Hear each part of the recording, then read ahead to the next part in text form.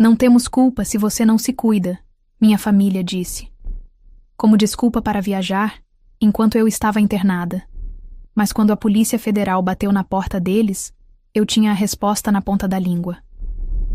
O som do bip contínuo e agudo da máquina ao lado da minha cama era a trilha sonora da minha desolação. O telefone, ainda quente, tinha escorregado da minha mão e caído no lençol branco e estéril do hospital. As palavras deles ecoavam na minha cabeça, mais altas e mais dolorosas do que a tosse seca que rasgava meu peito a cada 5 minutos. Não temos culpa se você não se cuida. Não temos culpa. Como se a culpa fosse um objeto que pudesse ser passado de mão em mão, e eles, em um acordo unânime, tivessem decidido que ela pertencia a mim. Meu pai, minha mãe, meus 2 irmãos mais novos, todos na mesma ligação, com o barulho de fundo de quem está terminando de arrumar as malas, a animação na voz deles sendo um tapa na minha cara. A viagem que eu paguei, cada centavo, as passagens, o hotel 5 estrelas, os passeios. Era para ser a nossa grande viagem em família, um momento para celebrar, embora eu nunca soubesse exatamente o quê. Talvez celebrar mais um ano em que eu sustentei os sonhos de todo mundo, menos os meus. E agora, eles estavam indo sem mim. Porque eu estava aqui, com uma agulha enfiada na veia, o peito congestionado e uma fraqueza que me fazia sentir como uma boneca de pano. E a culpa, segundo eles, era toda minha. Fechei os olhos e as lembranças vieram sem que eu as chamasse. A vida inteira foi assim. Eu, Paula, a irmã mais velha, a filha responsável, o porto seguro, o caixa eletrônico pessoal da família. Desde que comecei a trabalhar e a ganhar bem, muito bem, na verdade, eu me tornei a base. No começo, eram pequenas coisas. Paula, me empresta um dinheiro para pagar o cartão? Dizia meu irmão mais novo, o Caio. Paula, a gente queria trocar o carro, você não quer ajudar a gente com a entrada? Perguntava meu pai com aquele jeito manso que me desarmava. E eu ajudava. Sempre. Eu era solteira, não tinha filhos, e morava em um apartamento confortável, mas sem luxos. Para eles, isso era um sinal verde. Meu dinheiro não tinha um propósito real, como uma família para sustentar. O propósito dele, na cabeça deles, era servir de rede de segurança para as aventuras financeiras da família. E que aventuras! Meu pai e minha mãe decidiram abrir uma pequena loja de produtos artesanais. Um sonho antigo, eles disseram. Eu financiei o estoque inicial, o aluguel do primeiro ano, a reforma do ponto. Quando o negócio não decolou como o esperado, a culpa foi do mercado fraco, e lá ia eu cobrir o prejuízo do mês. Meus irmãos, seguindo o exemplo, eram cheios de ideias mirabolantes. Um queria ser DJ e precisava do equipamento de ponta. Eu paguei. O outro decidiu que seria um chefe de cozinha e precisava fazer um curso caríssimo. Eu paguei. As conversas em família sempre giravam em torno disso. Não sobre mim, nunca sobre como eu estava ou o que eu sonhava. Eram sempre sobre o próximo investimento. E no meio dessas conversas, vinham as farpas, disfarçadas de preocupação. Paula, você não acha que está comendo demais? É pela sua saúde que a gente fala, dizia minha mãe, enquanto eu pegava uma segunda colherada de lasanha no almoço de domingo. Mana, se você emagrecesse um pouco e arrumar um namorado rapidinho, a gente só quer te ver feliz, comentava meu outro irmão, o Léo, e com um sorriso que ele achava que era de apoio, mas que para mim soava como puro deboche. Cada quilo que eu ganhava era mais um tijolo no muro que eles construíam ao meu redor, um muro feito de críticas e pedidos de dinheiro. Eu reclamava no começo. Dizia que não gostava das piadas, que eles me magoavam. A resposta era sempre a mesma. A gente te ama, filha. É por isso que a gente é sincero com você. E eu, carente de qualquer migalha de afeto que não estivesse atrelada a uma transferência bancária, acabava aceitando. Engolia o choro, engolia a raiva e comia. Comia para preencher o vazio que eles mesmos criavam. A comida era minha única companhia, o único prazer que não me pedia nada em troca, a não ser mais um número na balança. A ideia da viagem surgiu em um desses almoços. Imagina, a família toda reunida em um lugar paradisíaco, para a gente relaxar, recarregar as energias, disse minha mãe, com os olhos brilhando. É uma ótima ideia, para celebrar o sucesso dos nossos negócios, emendou meu pai, ignorando o fato de que eu tinha coberto o rombo da loja deles na semana anterior. Eu, boba, me deixei levar. Imaginei que talvez, longe de tudo, eles pudessem finalmente me enxergar. Não a Paula Banco, mas a Paula filha, a Paula irmã. Eu pago tudo, anunciei, e a euforia na mesa foi instantânea. Fui abraçada, beijada, chamada de a melhor filha do mundo. Naquele momento, a sensação foi boa. Eu comprei a afeição deles mais uma vez. Passei semanas planejando cada detalhe, feliz da vida. Mal sabia eu que estava apenas pagando pela minha própria desilusão. Uma tosse forte me trouxe de volta para a realidade do quarto de hospital. O ar-condicionado gelado parecia entrar direto nos meus pulmões. Olhei para o meu corpo, coberto pelo lençol. O corpo que eles criticavam, que eles usavam como desculpa. O corpo que trabalhou exaustivamente para dar a eles os luxos que eles desfrutavam. E que agora, doente e fraco, era a razão pela qual eu merecia ser abandonada. A ironia era cruel, quase poética. Eles estavam indo curtir o sol e o mar, pagos por mim, enquanto eu lutava para respirar, sozinha. A frase deles ainda martelava na minha cabeça. Não temos culpa se você não se cuida. Talvez eles não tivessem. Mas naquele instante, deitada naquela cama, uma coisa ficou clara. Eu também não tinha mais culpa nenhuma de nada que acontecesse com eles a partir de agora. A conta, finalmente, estava começando a fechar. E não era a do hotel. Os primeiros 2 dias no hospital foram um borrão de febre, solidão e autopiedade. A cada bip da máquina, a cada vez que a enfermeira entrava para checar meus sinais vitais com um sorriso profissional, mais distante, eu me sentia a pessoa mais invisível do mundo. Minha família estava provavelmente tomando água de coco em alguma praia de areia branca, postando fotos nas redes sociais com legendas sobre gratidão e momentos preciosos. Momentos preciosos dos quais eu fui excluída por minha própria culpa. Tentei não olhar o celular, mas a tentação foi mais forte. E lá estava, uma foto deles, sorrindo, bronzeados, com o mar azul ao fundo. A legenda, postada pela minha mãe, era: família é tudo. Eu senti uma vontade de gritar, de atirar o celular contra a parede, mas a única coisa que consegui fazer foi tossir até meu peito doer, as lágrimas se misturando ao suor frio da febre. Eu não recebi uma ligação, nem uma mensagem perguntando se eu precisava de algo. Nada. O silêncio deles era a confirmação final de que, para eles, eu era uma função, um recurso. E como um recurso que deu defeito, fui deixada de lado para conserto, sem nenhuma assistência técnica. A minha única companhia era o teto branco do quarto e o som abafado da televisão, que eu deixava ligada em qualquer canal apenas para não me sentir tão absurdamente sozinha. No 3º dia, quando eu estava no auge do meu desespero silencioso, ouvi 2 batidas leves na porta. Pensei que fosse a enfermeira de novo. Pode entrar, eu disse com a voz rouca. A porta se abriu, mas não era o uniforme branco que apareceu. Era um rosto familiar, mas inesperado. Guilherme, meu vizinho do apartamento da frente. Um homem que eu via quase todos os dias no elevador, com quem trocava cumprimentos educados, mas com quem nunca tinha conversado por mais de 30 segundos. Foi ele quem me encontrou desmaiada no corredor do nosso andar e chamou a ambulância. Eu mal me lembrava disso, mas os médicos me contaram. Ele estava parado na porta, segurando uma pequena sacola de farmácia, parecendo um pouco sem graça. Oi, Paula. Desculpa incomodar. Eu passei aqui perto e... Bem, eu queria saber como você estava. Ele disse, com um sorriso gentil que parecia iluminar o quarto monótono. Eu trouxe umas coisas. Não sei, talvez você precise. Uma escova de dentes nova, um shampoo a seco, essas coisas.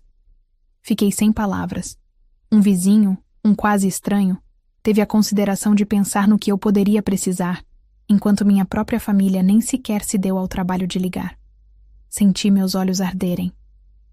Guilherme, você não precisava. Mas, obrigada.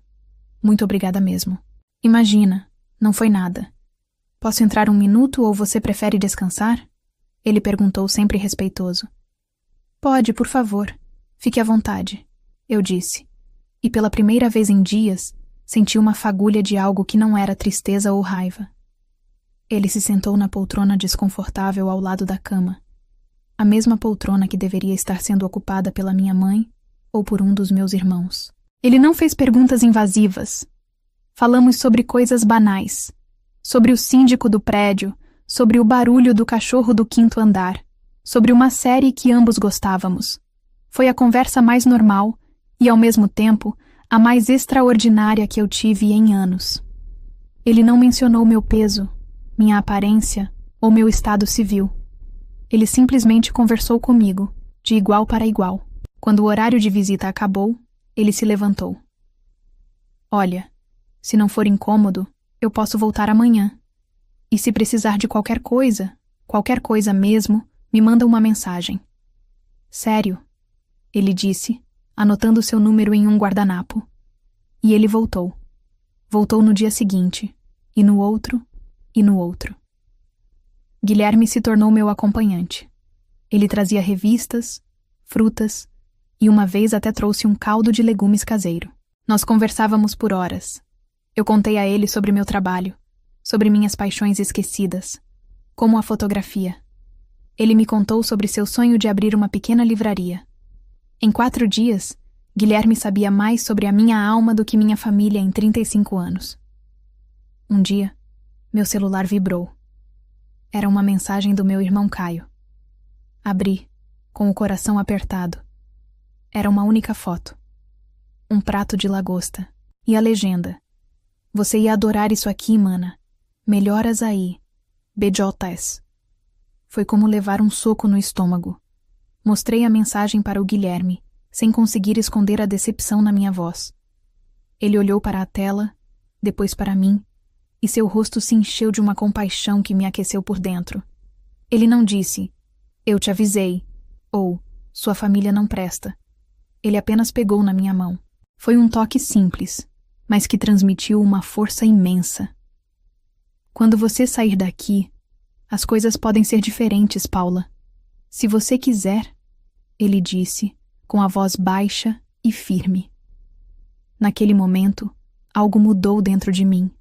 A pneumonia, que segundo os médicos era agravada pela minha obesidade, pela minha falta de cuidado, ironicamente estava me salvando. Estava me forçando a parar e a enxergar a verdade.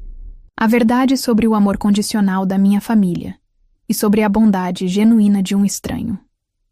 Eu estava internada, fraca, vulnerável, mas pela primeira vez na vida, eu estava começando a me sentir forte. A força não vinha dos meus músculos ou da minha conta bancária. Vinha da decisão que crescia dentro do meu peito, alimentada pela gentileza de Guilherme e pela crueldade da minha família. A decisão de que, quando eu saísse por aquela porta, eu não seria mais a mesma Paula. Recebi alta depois de 10 longos dias. 10 dias que pareceram 10 anos. Uma vida inteira de reavaliação. Quando o médico me deu a notícia, com um sorriso, dizendo que a pneumonia estava finalmente sob controle, eu não senti apenas alívio. Senti o peso de uma armadura invisível sendo colocada sobre os meus ombros.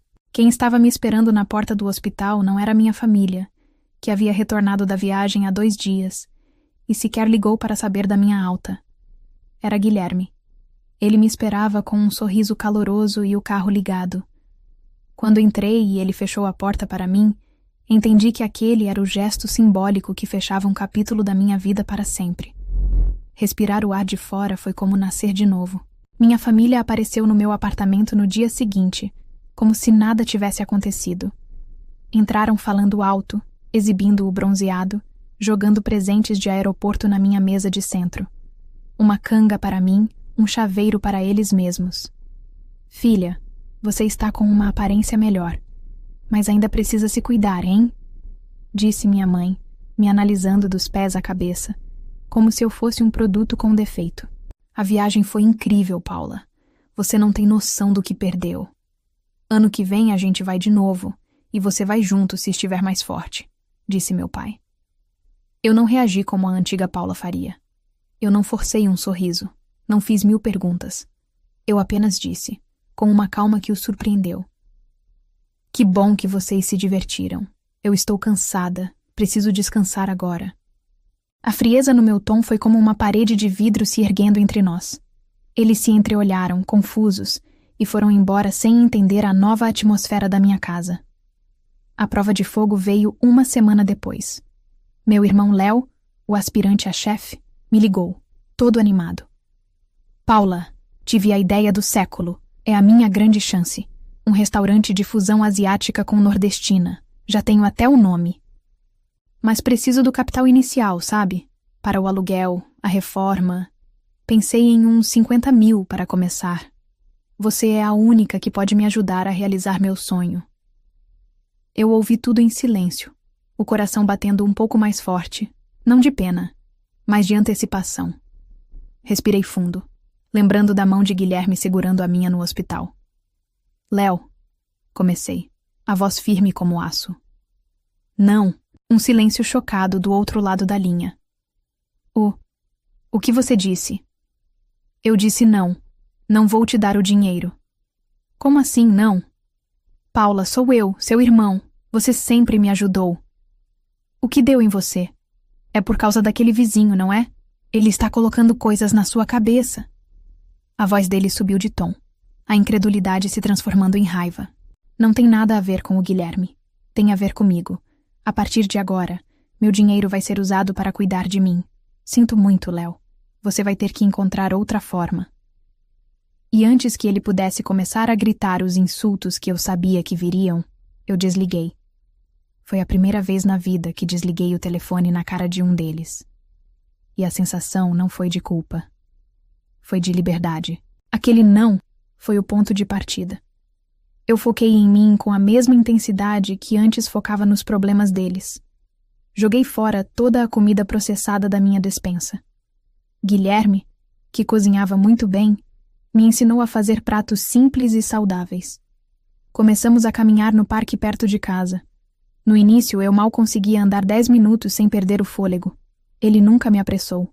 Caminhava no meu ritmo, conversando, me distraindo da dor. Em 1 mês, eu estava caminhando por 1 hora. Em 2, comecei a correr pequenos trechos.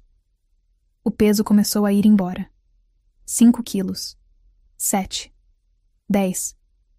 Minhas roupas velhas ficaram largas, e pela primeira vez em muito tempo, senti vontade de comprar roupas novas. Não para impressionar ninguém, mas para celebrar meu próprio corpo. Um corpo que estava se tornando forte e saudável por minhas próprias mãos. Olhar no espelho não era mais um ato de autoflagelação. Eu via uma mulher com olheiras de cansaço, sim, mas com um brilho nos olhos que eu nunca tive. E no meio de tudo isso, meu relacionamento com Guilherme floresceu. Nossas caminhadas se tornaram encontros. Nossas conversas sobre séries se tornaram conversas sobre a vida. Uma noite, enquanto assistíamos a um filme no meu sofá, ele se virou para mim, tirou uma mecha de cabelo do meu rosto e disse: "Você é a mulher mais forte que eu já conheci." E então, ele me beijou. Foi um beijo calmo, terno, um beijo que não pedia nada, apenas compartilhava. Naquele momento, eu entendi o que era ser amada de verdade. Minha família, é claro, não via com bons olhos. As discussões se tornaram constantes. Eles me acusavam de ser egoísta, ingrata. "Depois de tudo que fizemos por você", minha mãe gritou um dia ao telefone, e eu tive vontade de rir. O que eles tinham feito afinal além de me usar? As tentativas de me fazer sentir culpada não funcionavam mais. A armadura que eu vestia ao sair do hospital era a prova de manipulação. Eu parei de atender às ligações raivosas, respondendo apenas o essencial por mensagem. Minha vida tinha se transformado. Meu apartamento, antes um refúgio solitário, agora era um lar cheio de risadas, de cheiro de comida saudável, de planos para o futuro. Guilherme e eu estávamos planejando nossa primeira viagem juntos, um fim de semana na serra. Uma viagem paga por nós dois, para nós dois. Eu tinha florescido. A semente da mudança, plantada na dor e na solidão de um leito de hospital, tinha se tornado uma árvore forte, e agora, nada nem ninguém poderia me derrubar. Os meses seguintes foram os mais felizes da minha vida. Meu corpo estava forte, minha mente estava clara, e meu coração, pela primeira vez, estava em paz. Guilherme e eu éramos mais do que namorados. Éramos parceiros. Cozinhávamos juntos, líamos lado a lado no sofá em silêncio, e fizemos nossa primeira viagem. Um fim de semana em uma cidadezinha nas montanhas, em uma pousada charmosa com lareira. Não era um resort 5 estrelas no Caribe, mas para mim, valia mais do que o mundo inteiro. Cada momento era nosso, cada decisão era compartilhada, cada centavo era gasto com a alegria de quem constrói algo junto. Eu estava vivendo, de verdade, e não apenas existindo para financiar a vida dos outros. Minha relação com a família se resumia a mensagens monossilábicas em datas comemorativas. Eles pararam de me ligar para pedir dinheiro, mas o silêncio deles era carregado de ressentimento. Eu sabia que me culpavam pela nova distância, pela minha rebeldia. Mal sabiam eles que a verdadeira tempestade ainda estava por vir, e eu não teria nada a ver com ela. A ligação veio em uma terça-feira à tarde. Eu tinha acabado de chegar da academia, me sentindo energizada, e estava preparando um suco verde na cozinha. O nome da minha mãe piscou na tela. Hesitei por um segundo antes de atender. Paula, graças a Deus, você precisa vir para cá. Agora! A voz dela era um fio de pânico puro, algo que eu nunca tinha ouvido antes. Não era a manipulação de sempre. Era terror genuíno. Mãe, o que aconteceu? Você está bem? Perguntei, o tom de alarme dela me contagiando. Não estamos bem. A Polícia Federal está aqui, na nossa porta. Estão falando da loja, dos negócios dos meninos. É a Receita Federal, Paula. Estão revirando tudo. Falam em sonegação de impostos, em multas que a gente nunca vai conseguir pagar. Paula, pelo amor de Deus, a gente vai perder tudo. Meu coração deu um pulo, mas a sensação que tomou conta de mim não foi pena. Foi uma calma gélida, uma clareza assustadora. Estou indo para aí, eu disse, e desliguei. Quando cheguei na casa dos meus pais, a cena era de caos. A porta estava aberta, e a sala, antes impecavelmente arrumada, estava um pandemônio de papéis espalhados, gavetas abertas e caixas. Meus pais estavam sentados no sofá, pálidos como cera. Meus irmãos, Caio e Léo, andavam de um lado para o outro, passando as mãos no cabelo, os rostos contorcidos em desespero. A arrogância, a pose de grandes empreendedores, tudo tinha desmoronado. O que restava eram 4 pessoas apavoradas. Eles me viram na porta e correram na minha direção como se eu fosse a salvação. Filha, você veio, choramingou minha mãe, tentando me abraçar. Eu não recuei, mas também não retribuí. Paula, você precisa nos ajudar, disse meu pai, a voz trêmula. Eles dizem que as empresas dos seus irmãos eram de fachada, que a gente não declarava nada direito há anos. As multas são impagáveis. A gente vai perder a casa, o carro, tudo. Você é a única que pode nos tirar dessa, emendou Léo, os olhos vermelhos. Você tem dinheiro guardado, tem um bom emprego. Um empréstimo, qualquer coisa. A gente paga de volta, eu juro. A gente faz qualquer coisa. Eu os deixei falar. Ouvi cada apelo, cada promessa vazia, cada frase que começava com "Pelo amor de Deus, somos sua família". Eu olhei para o rosto de cada um deles. Vi o medo em seus olhos e, por trás dele, a mesma expectativa de sempre, a de que eu, a boa e velha Paula, iria abrir a bolsa, assinar o cheque e resolver a bagunça que eles mesmos criaram. Quando o silêncio finalmente caiu na sala, todos me encarando com uma esperança desesperada, eu respirei fundo. O ar parecia pesado com o cheiro do fracasso deles. Olhei para minha mãe, para meu pai, para meus irmãos, e a imagem deles sorrindo na praia, enquanto eu lutava para respirar em um hospital, veio à minha mente com uma nitidez cristalina. Minha voz saiu baixa, firme e sem um pingo de hesitação. Eu sinto muito por tudo isso. De verdade, comecei, e vi um brilho de alívio nos olhos deles, que morreu no mesmo instante em que continuei. Mas eu não tenho culpa se vocês não cuidam do dinheiro de vocês. O silêncio que se seguiu foi absoluto, mais pesado do que qualquer grito. Os 4 ficaram paralisados, as bocas entreabertas.